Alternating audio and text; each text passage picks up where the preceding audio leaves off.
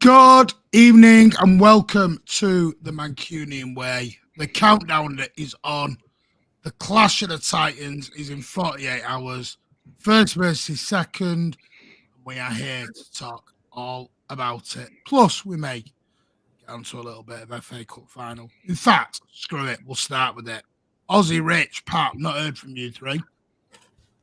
Happy? Manchester Derby final. Start with touch on it quick. Yeah, may as well give him a battering. I mean, to be honest with you, yeah. Well, I mean, to be fair, like I thought Brighton were the better team on the day. They are a better team than United, and it makes sense to want the lesser of two teams in the final. I mean, I think, if you were wanting to go and not have some teenagers dressed in black, throwing a bottle at your head, then probably, Brighton would have been a better final. But I've told you for weeks, I've been worried about Brighton and their ability, but also the fact that with so many good friends who support them and have done for like 40 odd years, I'd have felt too bloody guilty if we'd beat Brighton, whereas beating United, there's no one you want to beat more. And I think beating them at Wembley... arrogant sod. Calm down. Rolling everyone over here. No. I mean, we can beat or lose anyone on the day, but the fact is Brighton are better than United. They have better players. They're a better team. Yeah, they were better again. We beat them, but they were probably the best side we played at City all season, bar Brentford. And not funny boring though. Way of doing it. Nobody bored watching that one. What? That game on Sunday. I mean, if you needed, I needed to rest after Saturday. I just watched that game and fell right to sleep. It was lovely. I think Brighton, phenomenal from penalty area to penalty area, but don't have anyone to finish it. Yeah, I think they're great in possession, a bit like City were at times, but a poor man's City last season. We throw away games because you can't finish, and Danny Welbeck's not the answer. Everyone go tut to Rich. Yeah. It was you who was late. Us four was waiting for you. Liar. Anyway, Pat. True. Yeah. Lying son. Lesser of two evils in the final? No, because as we said off air, I think it's going to be an absolute bloodbath down there, both on the pitch and off the pitch. But look, in terms of the opposition, I'd feel a bit more comfortable playing a United with Lindelof and Maguire at the back than say, Lisandro Martinez and whoever the other bloke is. I would rather play. He's got nothing to prove. He's got nothing to prove. You shouldn't be saying anything about him. Nothing to prove. Yeah, no, he's a goat. He did drop 85 million on him. Imagine he would have dropped 85 million on him. You thought Calvin Phillips was bad. Sorry, go on. Well, I don't think. Well, you say that, but I don't think it comes down to necessarily the player itself. It's the club he plays for. I mean, he still probably would have been crap compared to Diaz, but yeah. But look, all I can. He's a poor man's Mangala. I mean, Mangala's had more games, good games for City than Maguire has. Yeah, that fills an English quota, but that's about it. Yeah. Look, Martin, what you're saying about the Sunday game is just like I didn't even bother. Never mind the kickoff time over here, but I just never bothered to watch it because I figured, I personally figured the only way that United would get through was to probably go through penalties, because from box to box, Brighton would have had the wood on it, and from what I saw later on with replays, it looked like they did, and that was the only way United were going to get through. And I tell you what, I would like to think that we've definitely got the wind in our sails come the end of the season. So there's no reason why we shouldn't be able to absolutely roll these guys over. But as you alluded to in yesterday's show, isn't it just almost poetic that for us to possibly get a treble, we have to beat the team that has a treble, to do it. So we're just going to have to wait and see. And without conceding, so we can be the first team to that? win it conceding. Yeah, I mean, I was looking forward to playing Brighton, if I'm honest. I just thought that was going to be a cracking final. I mean, I really wanted to see two really good teams on the pitch, and now I've got to watch this. Just, I don't know. Is there any point watching? Really? What are United going to turn up with? We've gone too arrogant. On here. No, but seriously, I don't know what is with all the United fans thinking they're going to really lay a glove on City, because at the moment their form is awful. All they keep kind of mentioning on their media channels is that we've got to stop City from winning the treble. It's not about winning the FA Cup. It's about stopping City. That's all it is. That's all I keep hearing. It's just like, do you not want to win the FA Cup? Yeah. Do you not want to get revenge for the decision at Old Trafford? I think we owe United one this season. I don't think this season ends until we've beaten United anyway after that crooked, game at Old Trafford and that decision. I think, justice and the world needs us to go and beat them. So you're telling me that we need Haaland to do what Marcus Rashford did? Which thing he did? He's done I think you mean he scored goals. Yeah.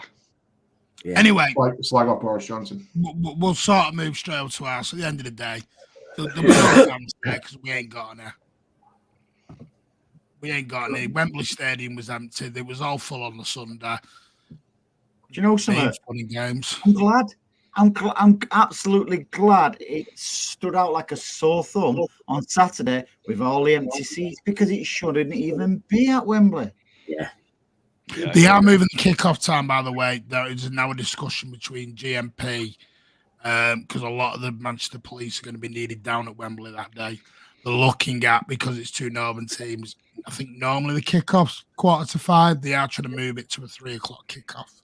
Two northern teams? You mean one northern, one southern? One northern team and one southern team. I understand that. Come on, Martin. But I think the worry is, because the last time we played them in 2011, it was a lovely day out, a lovely experience, but the services got battered and there was a lot of issues outside the ground as well. So, yeah, and my only worry is it's a derby. And derbies are very... But how can it kick off? How can it kick off if we've got no fans and no fans will be there? They're moving it FIFA because of trains coming back, etc., etc. To be fair, Andy, we'll probably be outnumbered because they all live in London. So final tickets the prices have come out. You're looking at 145 to 155, I think, for the top ones. 115. For where I was sat on Saturday, that was 65 quid. It's going up to 115. And then I think the cheaper ones are 85. And then I think the ones up in the gods are going to be 50 odd quid. So level 5 will be 50 odd quid for the cup final. So they're effectively double what it was for the semi. Yeah, just nearly double. That's now come out. It's come out. No, you can't buy a ticket yet, FIFA. It was on the FA. I think it was on the FA website. But anyway. Martin, I think that's nearly doubled from when I went to the final in 2019, because I think through the OSC I only paid about 40 or 50 quid. So it's amazing. I'll be honest with you. Gone in just 2 or 3 years. I haven't decided what I'm doing yet. I haven't decided. One thing I have guaranteed: my children are not going down to it. Not after 2011 and what I saw. I don't want my kids anywhere near that, especially my 13-year-old. No chance of he getting in the middle of that. Sorry, it's just not going to be safe in some areas. Saturday was lovely, fan zone, nice beer, relaxed atmosphere, music, lovely. Sheffield United and City fans getting on. It was lovely to see. And by the way, any fan who wants to take the mickey out of an away end or empty seats, just remember you're actually taking the mickey out of Sheffield United, and that's not on. It's not actually the City end that you're taking the mickey out of. It was You've been reading my tweets, haven't you? No, I had to go. I think it was a gal, because a gal put a picture on, and I went, "That's not even the City end." Sheffield United, and what are you saying that for? Quite funny. Anyway, we move to Wednesday. Yeah, 8 p.m. Start with you, Andy. Arsenal. Let's have this it. winner take? What? Let's have it. Go on then. I was going to say, is it winner take all? But you're going, let's have it. So you're in the mood for it. Winner takes it all. I'm not an ABBA fan, mate, so I'm not sure. But what we need to do is absolutely make sure it's very, very loud. Which I'm sure if it had a roof, the roof will come off there. Yeah. Like I said earlier to you, in the FA Cup against them, they had 8,000 Arsenal fans in there, and to be fair, they was very loud. They won't have that luxury on Wednesday. It'll start off with the coach at 6:30 coming in. It'll feel more of a final on Wednesday than even the Champions League, if we get to the Champions League final or the FA Cup final. Me, as a City fan, I want the Premier League more than the FA Cup and certainly more than the Champions League. I just want us to go there and absolutely smash them all over the place on Wednesday. So the likes of Arsenal Fan TV and that, they can just start combusting right in front of us. And it'll just be great entertainment. And when we just got an interview with Robert. No, it's Mark and Gary and Jason. Oh, take that. Told me. I thought you were on AFTV Wednesday night. No, what I said is after the match, I want to go looking for Robbie, round there, and just see if he fancies a quick interview. No, seriously, I just really want to smash him and really make him. I really, really want this on Wednesday more than any game I can remember for a long, long time. Because Arsenal, the fans in particular, they have become the new Liverpool fans. I don't mind anybody challenging us for the league or anything like that, but they have started really getting on my threatening bits. And Zinchenko, as I said yesterday, I won't say the word what I called him on my stream yesterday, but he's become a right Richard Ed. And I really want this on Wednesday. Sorry, he has changed. I won't lie. Well, apparently he's a boyhood gunner now. Was that a bit of a Winston Churchill, that, or what? That never came out, though, wasn't it? Alan, thank you so much for your super chat. Phillips never gave the ball away when he came on. What do you do? Buy a lemonade. What do you want? I don't know what you want with that one, Alan. Didn't start the game, though, did I? Gundogan did. And Gomez. I had to throw that one in for Pat. Because Pat and Alan were so determined and Phillips started on. And I told them both, no. Anyway, no. Ozzy, is this a must-win? In all seriousness. It's not a must-win because we've still got 2 games in hand over them. And, I think Arsenal can still slip up here. They've still got a tough run apart from us. They've got Newcastle as well. They've got Brighton. So it's not a must-win. I think it's one that I think if we win this, I think it completely and utterly deflates the Arsenal side even more so, to the point of where I think they will concede the title. They won't say that, of course, but I think it's ultimately, if they lose, 3-0 or just lose the game, I just think it absolutely they capitulate. I mean, they've already started over the last 2 games they've had against West Ham and Southampton, and it's just shown that they're starting to come away at the seams. I thought it was quite interesting stuff. The last time Arsenal beat us in the Premier League was back in 2017. That was 16. 2017. Was it now? Because I know Cazorla. That was the one when Cazorla played in the midfield, wasn't it? I think Cazorla played and someone else did. I think Wenger was still in charge then, wasn't he? Yeah. We haven't lost the league. We haven't lost the league game against Arsenal in the Guardiola era. I don't think we lost one in the Pellegrini era. Or did we? No, that might have been the Pellegrini era. I don't know. Yeah. Ozzy, before we come to the others, do you think Friday night at full time despite them getting a 3-3, do you think it showed a lot when all of them dropped to the floor? Yes, They it looked did. totally deflated, didn't they? Yeah. I mean, I think they did well to get back in the game. There's no denying, to get a point out of the game. I think that, they showed some resilience, but Got a lot of help, there. Got 14 minutes. Well, I honestly thought they were playing till they scored. I thought that's what we were doing at one point. Well, I messaged the chat, didn't I? Yeah, you did. Yeah, you said it. I said, still has to score.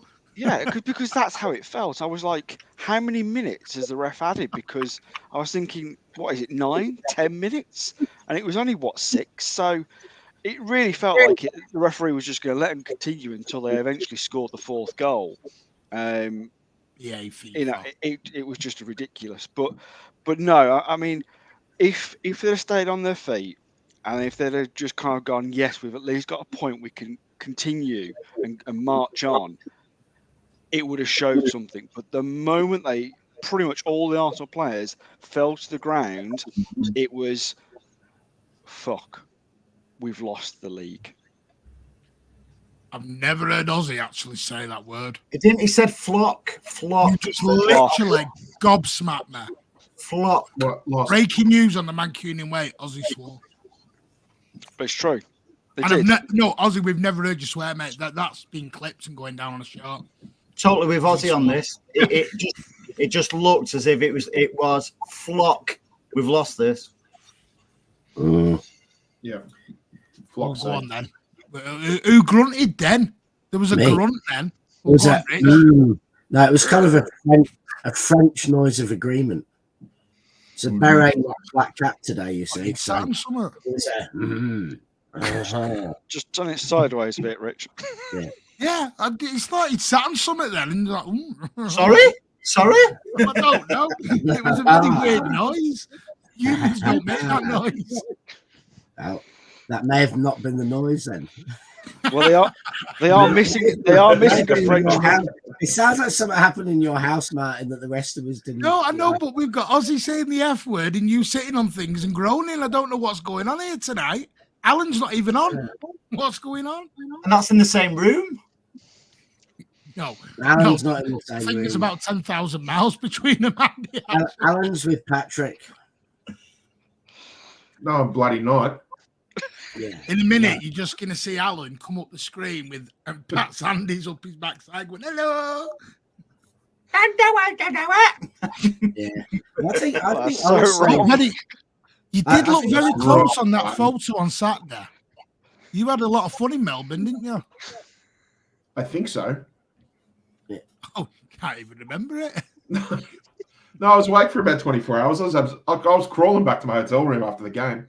Good man. That's what you need. Yeah. Don't worry. On the Mancunian way, we're all going to meet up for an end of year drink. For Ozzy and Rich, for Rich and Pat, we'll do it via Skype for you. So. Well, end of year or end of season. I always say end of year. I mean end of season. Well, at least Rich and I can do is go probably, I don't know what, we'll meet up at Cheers and then just do a Skype from there. Yeah. Oh, God, Alan's off with his thing again. Thank you so much, Alan. Yeah. Let's hope we play for 95 minutes, as they do score in the last few minutes in the last 5 games. Pat, it'll probably still be warmer and sunnier here, so. Absolutely, yeah. I am so turning my phone off on Wednesday night. Nobody messaged me on Wednesday night. Alan, my phone. In fact, I'm just going to mute Alan on Wednesday night. It's easier. I'm muting him. I'm not listening to that all the way through the game. We're crap. We're not 0-0 after 10 minutes. Not listening to it. Rich, go on. Yeah. I've forgotten what we were talking about now. Is it a must win? Arsenal giving up. Arsenal giving up. No, it's not a must win. Honestly, I think they've dropped 6 points. I think we could lose and still win the league. I don't think they can lose and still win the league. But I think what is now huge about the game is that winning it gives us effectively the chance to draw 2 games or lose a game. And, that means if we do get injuries in a couple of weeks' time, having a little bit up our sleeves will be absolutely huge. When you talk about the Everton game, could be a bit of a tricky one between semi-finals. Yeah, I'm Brighton going to that. will be a hard game. Sorry to upset every single one of you, but I've got tickets for that. So anyway, we're losing against Everton. So That's what I was waiting for. if we're going to lose, we may as well rest everyone. So therefore, it's So the treble's my fault if we don't win. Martin has now made it. Even got his chance of Peroni playing. That we bloody we beat Arsenal, because if we don't beat Arsenal, the league's over because we're going to lose at Everton, and we can't afford to drop 6 points. So yeah, so I'm sorry. I'll sell my ticket then. I was there. Want to go Everton away? I'm banned apparently now. Leave Banned. No, I can't go Everton away. I've not had my vaccinations. Oh, it's the wrong side of Stanley Park. Same place, mate. No, we like Everton on here. Everton are the nice people. So I think there was a point there. I forget who put. I think it was Matt Ray about keeping Saka quiet. I think that's absolutely worth talking about, because I'd feel more comfortable if Aki made it than Laporte there. Aki's not going to make it. It's quite. All right, then. I'm opening this up. Pat, we'll start with you. I know you're all going to say, no, he's out. But just listen to me. Let's go into Martin's head for a second. Oh, that's the scary bit. I know it's scary. I understand that. You were just talking about my hand being up Allen. Oh, God's sake. Scary place in your head. Show's going to go off the rails in a second. Nothing's been said. Mm-hmm. It's been literally quiet as a mouse. There's normally something that comes out of, definitely. I know we'll know tomorrow in the press conference. And I know Andy's going to come back with, well, Haaland was fit and he didn't play against Liverpool, because I know that's what's going to come out of his mouth before he's even said it. Could this be a mind game from Pep, Pat? That Aki's just, he's playing this game of he's out, no, he's in. Or am I clutching at a big straw here? Yeah. What's the point of that game, though? I mean, I don't know that it's going to massively change the way Arsenal play, whether Aki's in or out. I do. And even if he is, I think, Saka will have watched, I think Aki, for the first time all season in Munich, I thought Koeman got the better of him quite a few times. So I'm honestly not sure it makes much difference. Why would we play mind games? Saka's either going to be up against Aki and he'll have watched Koeman what he did, or he's going to be up against Laporte. Nah, I'd say something there, Rich. The past 2 games, Aki's had Saka in his back pocket, mate. He has, but psychologically, it's massive, that. Yeah. And have a look at Saka's record against top 6, and that it's not very, very good. Saka's not on form, though, wait a minute. I'm not saying anything because I'm just jinxing everything here, aren't I? Yeah. I'm keeping quiet here. Saka's on form and he's bagging hat tricks every game. Yeah. He scores one now, Martin, you're in trouble. Listen, if anyone read our group chat, when City concede, it all comes into my fault. That's why I've shut the treble farther down, because I'm not getting it if we don't win the treble. It's all my fault. It's like if Jude doesn't sign, my fault. If this doesn't happen, my fault. Everything's Martin's fault. Heavy is the crown. Small is the But hang on. Head. It's on my Yeah, head. exactly. It's on your bloody head. No, don't worry. Fixtures are packed. No, but I'm just. I mean, I'll be honest with you. If there is no Aka, I think Laporte goes in. I know people will be Sergio Gomez. No. It's not stupid. It'll definitely be Laporte. He'll never play Gomez against. No. Do you think if it comes to that, Laporte will play sort of left-sided, and then Bernardo Silva will just be in as an additional relief, just to track back and do his usual roving midfielder role? Sorry? Because Bernardo played left back at the Emirates. He did, didn't he? Oh, yeah. You sat on it as well. It's going round this. Any more noises out of anyone tonight? Do you want to know what I'd prefer? You might think I'm crazy here with what I'm about to say. If Aki say doesn't play, Sergio Gomez, you've been removed. You're going to say Scott Carson left back, aren't you? no, Scott Carson. just hear me out on this one. I'm not comfortable with Laporte at the minute for one reason or another. Right? Ozzy, look, Ozzy, give me that. I'm not comfortable with Laporte at the minute.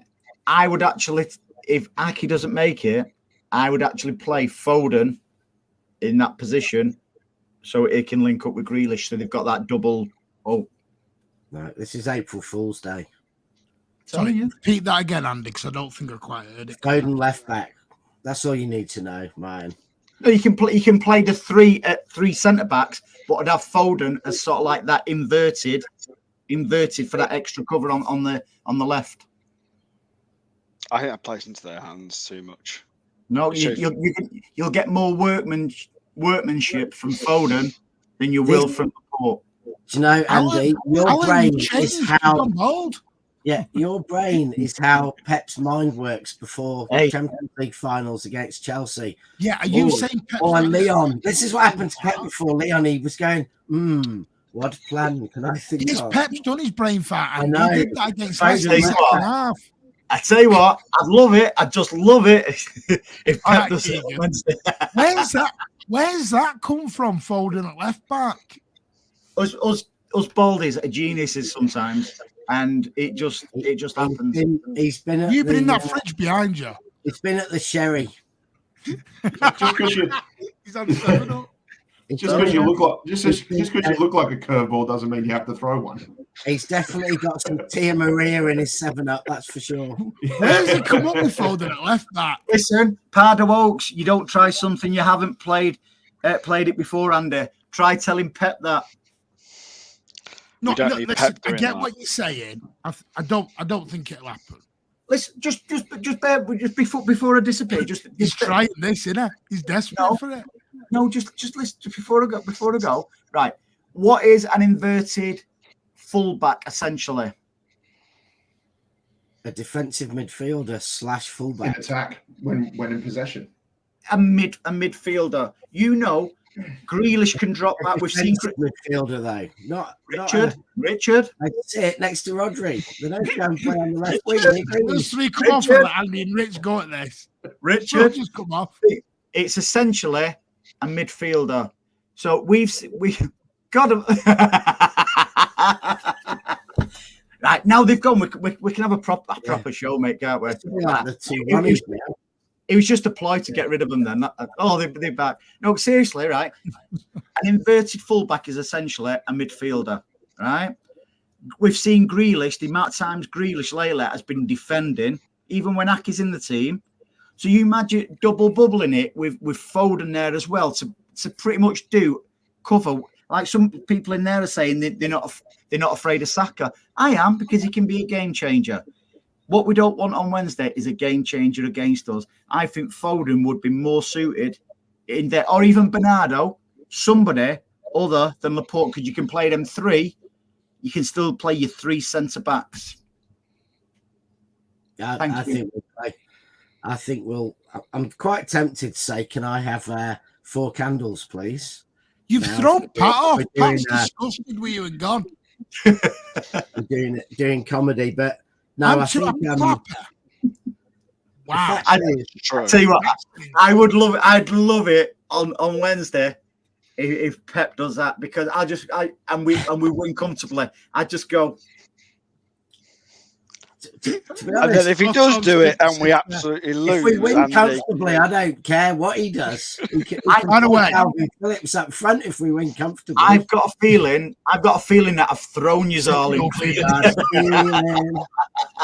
I'm telling you now, if Foden plays at left back, if Pep's burner account is watching left. this, Not left back as Not such. that Inverted. if Foden plays inverted CDM on when I keep forgetting what day are we on? Wednesday. I've thrown everyone now, mate. Don't worry.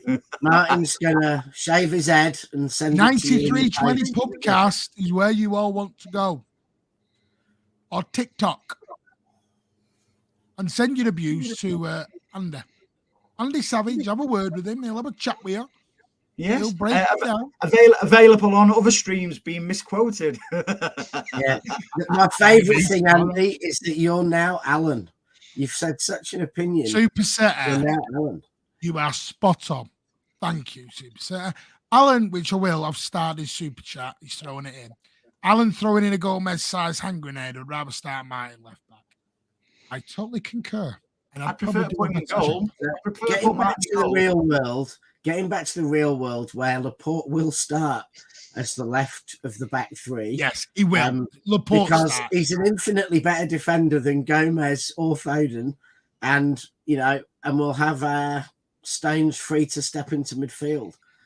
And I think the only question is whether Stones does it from centre back with Diaz, or whether he does it from right back. And I reckon I wouldn't be surprised if Stones does it from centre back, and we actually line up with Akanji and Laporte nominally fullbacks, and Stones going in from centre back, not right back. I think I'll use a drunk. I think I'll use a done now, Andy. Super City's putting Mahrez on the right and Bernardo left back. This is not FIFA. Can we stop? This is not FIFA time. I think we are going to have to talk about Mahrez at some stage, though, Martin. Everyone's gone. Everyone's had brain farts. They're going, what's going on here? Yeah, put Rico Lewis in. He'll do a job. Let's just forget we're playing top of the league Arsenal. Don't forget. What about Rico? Oh, they're all coming out here. Well, seriously, we could put Carson in goal, and we could put Edison left back. I think we put Carson up front. By the way, do you think we could get like Hal Robson-Kanu on emergency loan and play him left back? I reckon we get Walker in goal because he's got the best clean sheet of all time. Can we get back to a serious string now, ladies and gents? Sorry, gentlemen. I said ladies. Laporte wants out. Laporte doesn't want to stay and fight FIFA. You need to accept that and move on with it. He'll have a great end to the season, I've no doubt, and I wish him all the best, but he don't want to stay and fight. You can't make a man stay and fight if you don't want to. By the way, I only noticed something today, totally off topic here, but I was watching the Manchester City. You know when the players do these silly games with each other? And it was Kyle Walker and John Stones. You've probably all seen this, but I've only seen it for the first time today. And Kyle Walker's trying to guess the names of the players. And Joe Cancelo come up. And John Stones went, I can't say what I want to say. And he went, just name the clubs. He went, Juventus. He went, Joe. He went, all right, move on. It was hilarious the way John Stones went, I can't say it. Because he wanted to say total and utter head, but I can't say it. And you could tell John Stones wanted to say it. It was so funny. Right, Andy, you got to shoot. Thanks for having us, buddy. Having us. You coming on. 9320 Pubcast. Great show on Sunday. I was absent because I had a day off. Laura from Blue Tone Pub. Blue Balls. Blue Balls. That's got to be the best name for a podcast I've ever heard. Blue Balls. Was on there, did a fantastic job. I will be back during the week. And listen, Foden inverted on the left. You heard it here first. Enjoy, guys. Enjoy the rest of the show. You go and carry on drinking. See you, Andy. Okay. Enjoy, guys. We can't have him on again. Sorry, Martin. That's it. It's over. Hang on a minute. People are putting Rico and all sorts in here. No, in all honesty, I think we all know it's going to be Laporte, don't we? Yeah. Laporte. I do think. What I will say is the only thing I think could be the curveball. I wouldn't honestly be shell-shocked to Bernardo Silva suddenly ended up there, only because of what he did at the Emirates. He might think, I can do it here, I can do it at the Emirates. I don't know where, because if anyone's noticed, Pep Guardiola in his embargo section after Wembley had a big spiel on keeping players happy and how we can't keep everyone happy and people might need to find new beginnings and blah, blah, blah. And I'm like, who's he directing all this at all of a sudden? Which made me think, has somebody said something to him or has somebody kicked off or what? And I'm like, where's all this come from all of a sudden? So I don't know. We'll have to wait and see. Yeah, I think you might. I think we might see Bernardo doing that a bit, but I think we'll start with four defenders. If Bernardo's doing it, it'll be as a fifth player. Not Still as a- inverting, or are you talking about what? No, we I decided think when it's- we went I back think- to I fullbacks? think I think we'll have Stones stepping up into midfield, and it won't be inverting. He'll do it from centre back. I think we'll have a Kanji, Laporte, Stones, and Diaz, and Stones will be stepping up from centre back. Yeah, I agree. You've also got to look. And I think Okay. Stones actually likes that almost more. Kind of. So I don't know whether whether it counts as inverting if you step up. At Wembley, if you look, he took Gundogan off, Grealish off, Haaland off. Who else? He basically took everyone off we expected, which tells me they're going in for Wednesday night straight away. Took Bernardo off. Personally, I think it'll be the same 11 as Bayern Munich, probably minus Laporte for Ake. Yeah, I agree. I think it will be. Yeah, I think if Ake'd been fit or is fit, it will be that 11. I think that's at the moment for an Arsenal game. That's Pep's 11. Can I just throw? And I think for every other game, apart from finals, it will be that 11 minus about 2 players rotating. Just throw in an extra player. After Mahrez' display, does he not deserve a chance to play on Wednesday night? I'm just asking the question. He's like, No, it's fine. No, it is a valid question, but no. He deserves the chance to play, but I think that if he plays, you're going to have to leave out Bernardo, Gundo, or De Bruyne, and I don't think that he's likely. Like De Bruyne's obviously playing, Gundo brought off. I don't think, in our best games this season, Gundo's been pretty central. So I think Gundo and De Bruyne are starting, and therefore, is he going to really drop Bernardo for Mahrez in a game like that? So Mahrez deserves to play. Of course he does. He got a hat-trick in, the first hat-trick in a FA Cup semi since 58. I mean, he deserves to play, but I don't think he is, because I think it'll be him or Bernardo, and Bernardo performs so many other roles in the team against Arsenal. I think, therefore, he's not going to play. So going back to your comment, Martin, about saying about certain players and Pep's comments, could Pep be talking rather than Laporte? Could he be talking about Mahrez? I think he's talking about both of them. I think he's got both of them on his head. I think he might be talking about Phillips. He might be talking about Foden. Yeah, I mean, we're talking about anyone who's not in the 11. Thank you, Alan. Gomez to start. Not a chance. Doesn't wind me up, mate. Andy, you're talking rubbish. Well, it's his opinion. We don't agree with it, but it is his opinion. And listen, I don't think he meant it. That's the problem, mate. I think in Andy's defence, he's probably thinking Pep Guardiola's due to do one of these at some point. Throw someone somewhere. We're like, where's that even come from? And he hasn't done it really so far. Let's just not touch wood and hope he doesn't do a Pep at any point for the remaining 12 games. Possible 12 games. Might only be 11. Well, you think after 6 seasons now he would start learning not to do that? It's Pep, Ozzy. No. I know. But it's one season. Yeah, I know. But the last time he did this, in a crucial game, the players absolutely tore him apart. So, do you know my only issue with Mahrez was that? And you're quite right. He was superb Saturday. His due was superb. My issue with Mahrez is I don't think he works hard enough tracking back to come into a game like that. And it's a valid question what you ask, because you think any player who bags that trick has got every right to walk into the manager's office and go, I think I deserve a goal. Because I'll be honest with you, I don't even think Foden starts on Wednesday night. Yeah. Well, Foden's a different case, though, isn't he? He had his appendix out, so, and that's, yes, it's now considered a light surgery, but still, you've got to recover from it, and you've got to have match fitness in yourself. So it's understandable why he doesn't start. And I think even he would have to kind of agree with that. As much as I'm sure he'd want to be in the game. Okay, well, Super C keeps Martin, can I just counter your argument there for a second for Mahrez? Because let's not forget when we played him at the Emirates with that 36% possession, who started out on the right for us? We had Mahrez.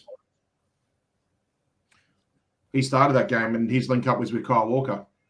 Well, this So is my thing. again, these are the question marks on: do we do the back three? Well, this is Kyle what Walker we're going won't to play look at. then. Is Mahrez going to start? Yeah.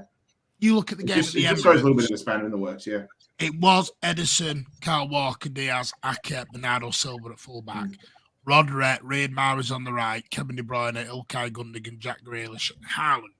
On the bench that night was Phillips, Akanji, Foden, Laporte, Ortega, Alvarez, Gomez, Palmer, Lewis. I would agree with that, but I think he's now found a very settled 11 for the big ones. Yeah.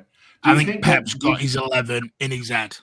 Do you think that lineup that we played that day, given it was what, the 36% possession game, that would probably be the best lineup Pep would want out there based Not at on home. the most Not at home, but in that game it was the most disciplined. Yeah. Would he be looking at the same thing, or because it's at home, you can play a bit more expansive and a bit more direct? You can maybe bring in Foden, you can maybe bring in Alvarez, the sort of players that we discussed. Pep didn't play when we played away at Leipzig because they were direct and they were more of a risk of giving the ball away. But because we're playing at home, we can allow ourselves to do that a little bit more. I mean, I think you also have to put yourself in Pep's mind, right? He's going to think 90% they're going to start Zinchenko left back. I was coming to that, Alan. Zinchenko's going to go into midfield. He's going to help going forwards, etc. So in many ways, I think Pep is going to be thinking about what he knows Zinchenko backwards. He knows his strengths, he knows his weaknesses. And I think Pep will be putting his thoughts to how do I, exploit Zinchenko's weaknesses and how do I, remove his strengths as much as possible. So, it is quite possible that he actually thinks, if I play Mahrez, and Mahrez hugs the touchline, that forces Zinchenko to stay back, or Mahrez is the best placed City player to, weave Zinchenko in and out, whatever it is.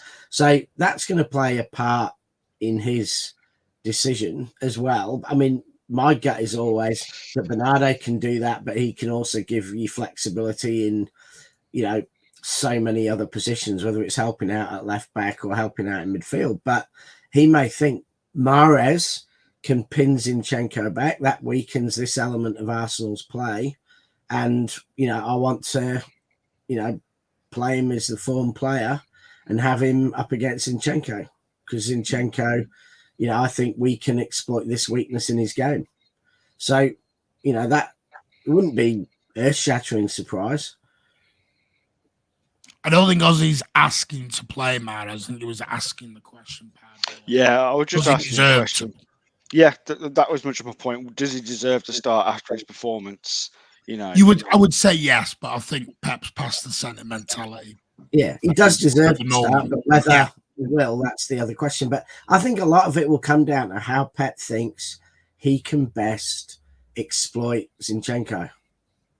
Because it's a player he knows backwards. So he's going to know exactly what offensively is going to put Zinchenko on the back foot and exactly what is going to make Zinchenko less effective going forwards against us. So he may well have a little plan for that. He may not even have to worry, Rich, because if we look at, we have a little bit of concerns with Ake's fitness and that. And, when he plays, we're just so much more solid on the left-hand side. But if you look at Arsenal's perspective, their best defender this season, Saliba, is going to be out injured. You've got Rob Holding at the moment, whose confidence is just shot to bits. And you've got to feel every confidence. Okay, maybe we might be a little bit stretched on the left side, but God, if Haaland gets his way with whoever they play defensively, he can absolutely feast. So as much as we're concerned about Arsenal, there's every reason if we get things right, we could, there's every possibility we could see a first half like we did against United when they played. Haaland really needs to get stuck into Gabriel because he's a red card or a penalty waiting to happen. Yeah. So I was just about to say that, Rich, because if you look at the way Saliba he seems to be the control of those back two. Yeah. Now he's not in the team, and you just feel you're right. I think there's a penalty or a red card coming for him. He can lose his head very quickly. I've just checked. Sorry. On Bennyman Sport, whether you want to believe that or not, there is a picture of Nathan Ake kicking a football in training. Told you. Mind games. Told you. It's all a ruse. Yeah, but I don't think it's a ruse that serves any purpose. Don't have a go at me, Rich. I'm not bloody doing it. No, I'm just saying that. Say Haaland or Just gonna playing get or the not, picture up for everyone. Haaland playing or not makes a massive difference to how you're going to set up, you're going to play, or anything else. But I don't think Ake versus Laporte changes that much about how Arsenal approach the game. No, I agree with you, Rich. I mean, I think Laporte's Ake has been. Ake's slightly more athletic. Yeah, and Ake's been immense this season for City. You know, he really has. He's been brilliant. But, you know, I can't see him starting. There's the picture, everyone. Yeah, but I mean, how is that recent today? There's no time. That was tweeted out Oz 1 hour ago. Yeah, but that was Gareth Taylor and Paul Dickov. That's from the '99 season. Right. Now I don't know whether it is recent, but apparently that was from today. Yeah, I mean, for me, Ake being fit is, it's important for the rest of the season. Less for Arsenal and more for every other game. Because Hammy is one of the, the real thing is, even if he's lightly training, if he goes and plays with a tiny hammy injury, then not letting it recover for a week and playing could mean he's out for the rest of the season. So I hope we don't take any chances on him, because when we take chances with injuries, it nearly always seems to backfire. Happened to us last season where we did it with Walker, we did it with Stones. Yeah, and every time we took a chance with an injury to one of our defenders, they ended up being out for 6-8 weeks. I understand what you're saying, Ray. I don't think Alvarez plays. And I'll be straight with you. I thought he was awful on Saturday. I know that will hurt a lot, but he was not good on Saturday. Alvarez. He was not in the game at all. So no, I don't think anyone played on Saturday and earned the way into the Arsenal team.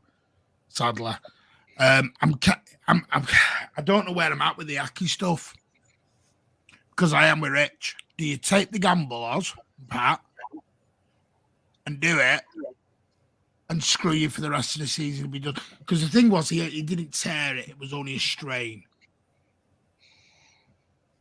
So, thing is, what we've got to remember where I'm at with it.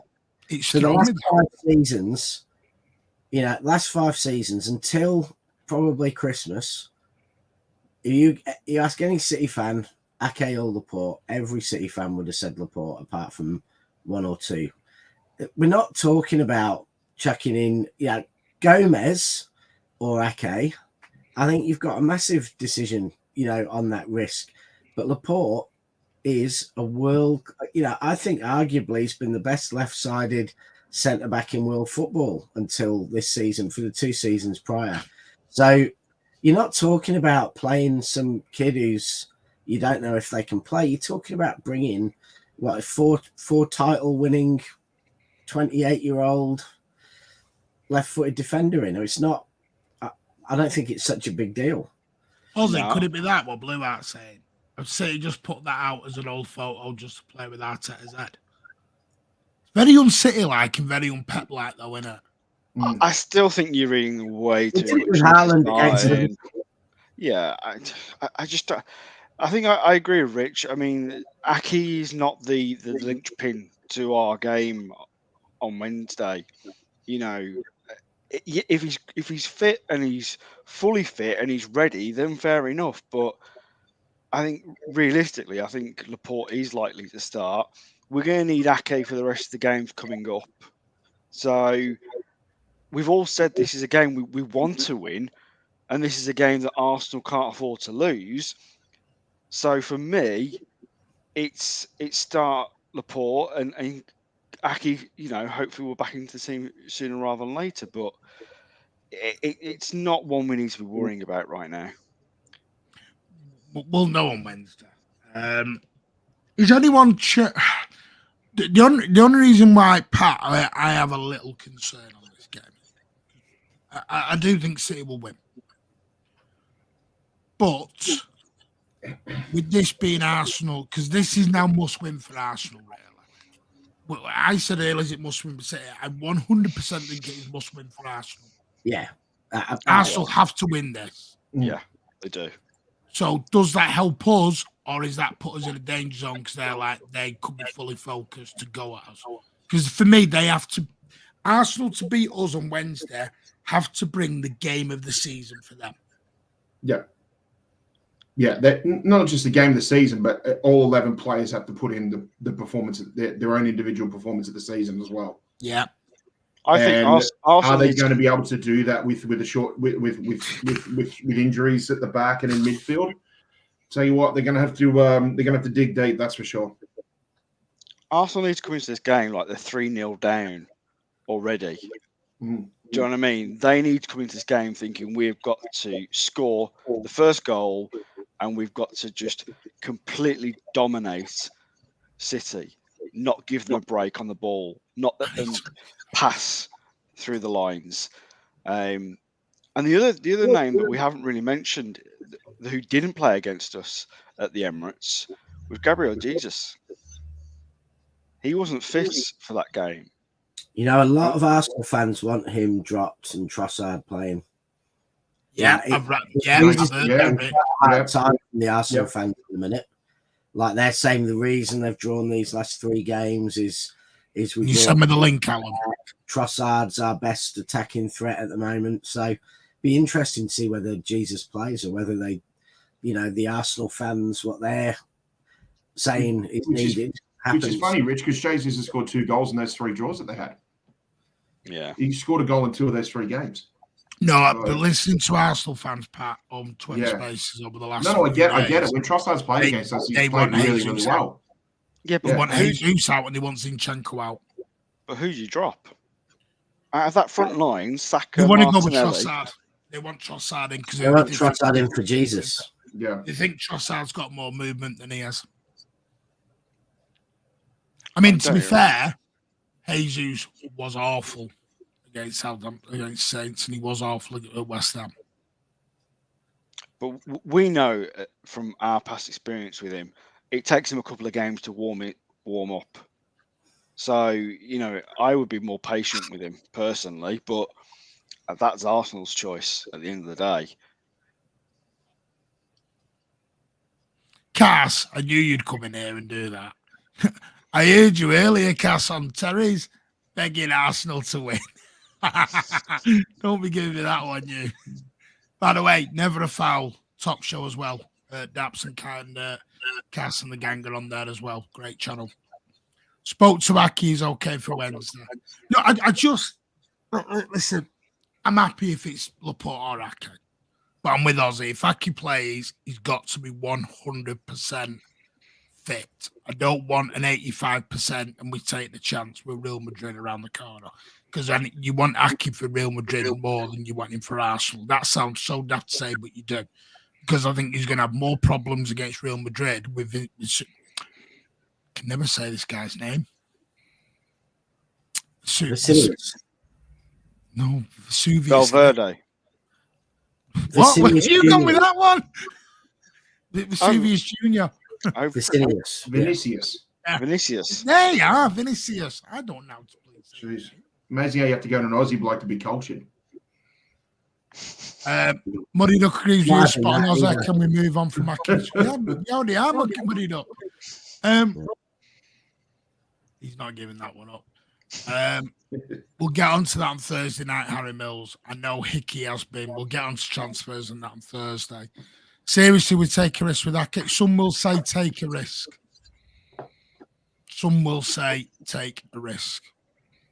But to me, but we'll see. I just maybe I'm really confident because Pep's put out his rally cry. I think the stadium's going to be bouncing. You've got the 1894 have arranged the bus meet at 6:30. To me, Wednesday night's feeling like a bit of a cup final. And look at it this way, Martin, too. It could be a dress rehearsal for second leg against Madrid. Yeah. For the atmosphere. Whatever crowd noise have got- we, the whatever crowd noise we have got put to be against up for Arsenal, then it'll be amplified, multiple times for Is the first goal crucial in this? For I Arsenal. think City get it. Not really, No. because Arsenal have still dropped points from going ahead in games and then dropped points from being behind in games. And we've come back in far more important games from behind to win. So Play nice, way, Cass. I think Play if we nice. score first, that might be a bit of a blow to Arsenal's confidence and everything else. But if they score first, it might be what we need to wake us up. I mean, you don't know, but I wouldn't write City off at 1-0 down against anyone. I'm just thinking of the atmosphere in the place, because if Arsenal score first, it's going to get tense and you know what I mean? You're going to go back to that road. And I think on Wednesday night, we've got to just raw those boys. To me, I want an atmosphere like it was against Bayern Munich. I've not heard the Etihad bounce like that in a long time against Bayern Munich. It bounced. Absolutely. Even the family stand were bouncing that night, and I was in the south stand. I'm telling you now, I thought it was out of this world. Yeah. Martin, what previous matches would you compare it to? Like Liverpool 2019 or Hamburg, even go back to Hamburg? United. Oh, that for the atmosphere. Yeah. Hamburg. Really? Game. Wow. Okay. Yeah. And I think this game against Arsenal is very similar to the United game in 2012. If anyone remembers that Monday night. Rich has alluded to that on previous shows. Yeah, there is a exactly like that. Yeah. I think we're at a point, because I think if City win the title. Because here's the thing, and I've said this to Arsenal fans: if City get the ball in their hands, because at the minute it's in our hands, but it's still a little bit with Arsenal as well. We beat Arsenal Wednesday. The ball is with us. With the 2 games in hand. We're a point behind him with 2 games in hand. I think if City gets to that point, it's game over for Arsenal. So I think City will run and just go at that point. Yeah. Like I said earlier, I think, if Arsenal lose this game, they capitulate. They really do, because it's just, I don't think it's something they can come back from. I don't think that squad, I mean, no offense, that squad has been brilliant, but mentality-wise, I just don't think they've got it, sadly for them right now. I just don't think the squad is experienced enough. Yeah, sorry, and Ozzy, and we play nice, never a foul, or just having a bit of banter. Play it nice. Either. I do go on there, ladies and gents. I do get invited on Never a Foul, so don't start timing everyone out and it's a bit of banter as well. Just be careful. Yeah, Ozzy, and if Arsenal lose 2, then they've got 6 days to dwell on the next match, which is at home against Chelsea. Yeah, which is going to be a factor. Well, I mean, Chelsea obviously aren't brilliantly informed at the moment. They've got, a manager that's one of their best ever players, but he's just not a good enough manager, let's be honest. They've got an owner who goes in there and just bollocks the players. But it's still a London. It's the next one. It's a London derby though for them, so they've got to have that in the back of their heads. Just play nice. Let's play nice. No, it'll be Cass or Daps. Just listen. It's a bit of banter. We don't mind a bit of banter. It's not a United fan. Cass was on earlier on, giving it. United want Arsenal to win. Do you think United want the treble in our hands? No. What, a domestic treble and their so-called famous treble? The treble and a 3-peat in one season. Oh, that would hurt. That was seriously. I mean, there's been a lot of talk recently in the media. Is this the best, not only City team, but is this the best Premier League team ever? I mean, I'm not saying we need to kind of have that discussion now. I'm not saying, I think it's a discussion that potentially at the end of the season. It's an end of the season. Yeah, it's the best league team since it's the best league team since Liverpool 2022. It can play ball. I heard Aki's out. Well, people are saying he's training today, so we'll see. Thing is, right, the Liverpool side of the last 4 or 5 years would beat the United treble winning side and would beat the Chelsea side of the 90s. I've got no doubt that the current City side would beat any side in Premier League history, and that the Liverpool side that ran as close would probably as well. But part of it is just football's evolved compared to, the players are fitter, stronger, better tactics and everything than they were when United won the treble. So it becomes a kind of, it's not a real comparison, because City would batter that United side 5 or 6-0, but that's because of fitness and strength and everything that's changed in those 20 years. So it's not really a straight comparison, is it? Yeah. No. Yeah. But It's not, I don't think it's fair to compare that United generations. side- It was a whole different world. Yeah. But it's, And we'll it's a never discussion that we'll have, that I'm sure at the end of the season. Yeah, it's something we'll never come back to. Saliba's out. Is that massive for us? No Saliba. Saliba. No, It is, that's It's massive for them as it is for us. But Yeah. He does that Diaz role of keeping them organised, and I think we've seen and I'll be the first to say that in the past I like Laporte and Stones as our centre back combination, but what we did see this season is it took Diaz coming in to organise our defence, and that since Diaz came back fit, and we really rested him properly, we really let him get fit, but since he's been back we have been a different side. He's brought organisation, he's brought what's going on in this chat. some kind of you lot character. talk while Saliba is Arsenal's Diaz in that sense. They just don't look as organised, and they don't look like they've got the character. They don't look like they fight back or any of those things when he's not playing like they did early in the season. Yeah, I mean, Diaz is our captain at the back, if not future captain in the next season or two for me. Cass has done videos outside Old Trafford, so he does come out. I just, by the way, there's a super chat I need to read out from Alan. Where's it gone? Thank you again, Alan. Disappeared from me. Thank you so much again for the super chat. City need to win every game to win the league. Okay.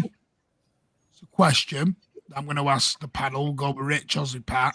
By the way, if you are new, please hit that subscribe button if you're enjoying the content. If you are not new, please hit the like. Trust me now, you will want to be a subscriber. We have something coming up where you have to be a subscriber to enter. So make sure you hit that subscribe. Rich, do we need to win every game to win the league in your life? Well, quite obviously that is not a correct statement, because if we beat Arsenal, we can then drop. No. But if we beat Arsenal, we can afford to drop 4 points. So if we beat Arsenal, we don't need to win every game to win the league. That's a fact. We can drop 4 points, so we can draw 2 games. So we need to beat Arsenal, and then we're in a position where we don't need to win every game to win the league. We need to win. How many we got left? 8 games, is it? Yeah. Beat Arsenal, we've then got to win 5 of 7 and draw 2.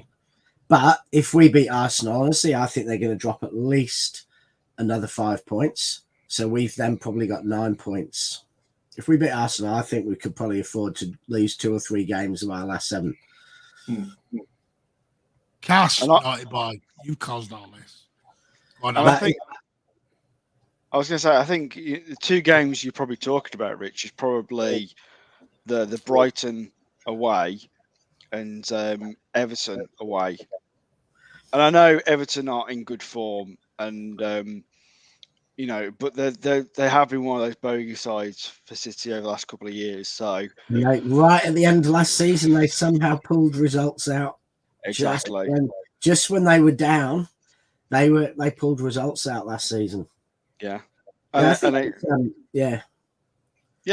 I just think those are the 2 games I think you're talking about, because the rest of the games, I don't really fear that we can't get 4 points. Yeah, and I think that's why everything is about, because I think beating Arsenal makes a huge difference. Beating Arsenal means we've got a few games that we can afford to rotate, or a few games that we can afford not to be in that. And I think you do want to get a winning habit and everything right. But if you take that little, give us that little bit of insurance. I think that's pretty important, because what we don't want is, falling apart in the last 5 games because of, overplaying or risk, having to risk playing Ake injured or whatever it is. We just don't want that happening. But I think what is interesting is that having the week off for Arsenal Arsenal having fewer games seems to have been really bad for them. I don't know whether they're sitting around just they're dwelling on past performances too much, games and all that. Whereas I think playing every 3 days does suit City. I agree with that, because I actually think playing every 3 days keeps you ticking over, especially when you're winning. When you're winning, you've got that fluidity going and you've got that flow going. When you're in a bit of a sticky situation like Arsenal, and you're a young team and an inexperienced team, you can see they're not bouncing into games at the minute. They're looking at games once a week and going, here we go again. What's this going to be like? And they just seem to have lost that bounce in them at the moment. Yeah. I think for us, it stops Pep from overthinking. Yeah. Great And the hard part's going to be that Zinchenko and Jesus are there, and the other players, they're going to be telling the other players City aren't going to let up. City aren't going to let up. We've seen it inside 5-6 seasons. They're not going to let up. And therefore, in a way that should take the pressure off, because it says we don't need to worry about City. We've just got to go and get our results and not even worry about City. But then they've started worrying about their results, and, they just haven't been the same team, in the last few games. I mean, they've just made some real, bad errors. But Rich, the blood's in the water now, and City, are the shark, and they've smelt that blood. Yeah, you know what I mean, and they're just going for it. There's just no. We're not going to relent. We're just going to keep on going for them. Yeah, exactly. We're going to keep on chasing up until the point where we overtake them. But it's interesting because now they have to come and try and win. I think, had they won the last couple of games, obviously Anfield's a hard one, but had they beaten, Southampton and West Ham, they might be coming up thinking we can actually afford to play quite tight. We don't necessarily need to win. We play really tight and try and get something on the break. But now they know they've got to win. So that in itself is so nerve-wracking, because they know they can't make a single mistake. And, if you've made a couple of mistakes recently and then your head's just saying, I can't make a mistake, what is more likely to make you make a mistake? Yeah. Ozzy runs the Insta and me and Ozzy do the DMing. So Ozzy's the main guy on Instagram, and me and Ozzy do the DMs. So, it is me or Ozzy who will answer you back in DMs on Instagram. But Ozzy does all the posts on Instagram. FIFA. Yeah. If I haven't got back to me, I apologise, but I have been very, very busy with work. So, I'm really pumped for Wednesday. I really am.